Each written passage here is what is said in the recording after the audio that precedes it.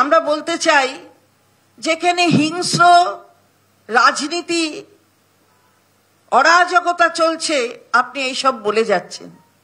আপনি তো কই মণিপুরে যাননি, মাননীয় মুখ্যমন্ত্রী বলেছেন হিংস্র কি হয় রাজনীতির চেহারা, কই আপনি তো সেখানে যাননি। রাষ্ট্রপতির শাসন হয়েছে, তারপরেও আপনাকে দেখা যাচ্ছে না কোথাও। তো আজকে দাঁড়িয়ে আপনি কি বলছেন যে এখানে প্রকল্পগুলো নেওয়া হয় না? কোন প্রকল্প? আপনি বলছেন আয়ুষ্মান ভারত নেওয়া হয়নি, তাতে সমস্ত মানুষ বাদ পড়ে যাচ্ছে, 70-এর ওপর বয়সে সব বাদ পড়ে যাচ্ছে।